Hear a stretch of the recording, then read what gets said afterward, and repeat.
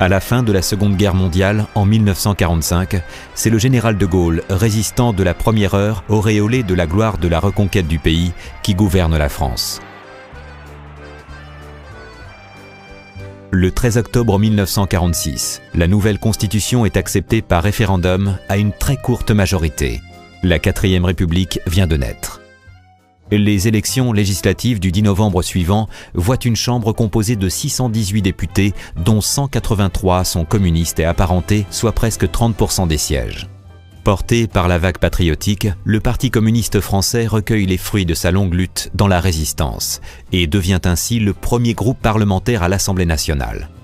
Gouverner la France devient alors compliqué, car les voix sont réparties assez équitablement dans 3 grands partis, de telle façon qu'à gauche comme à droite, il est quasi impossible de trouver une majorité, même en s'alliant à un autre grand parti.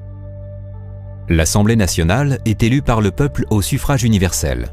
Le peuple élit aussi de façon indirecte le Conseil de la République. Ces 2 assemblées élisent le président de la République qui désigne son gouvernement. Il y avait les démocrates chrétiens, le MRP, il y avait le Parti communiste et il y avait le Parti socialiste. Ces 3 grands partis, mais à eux seuls, ils ne faisaient pas la majorité absolue.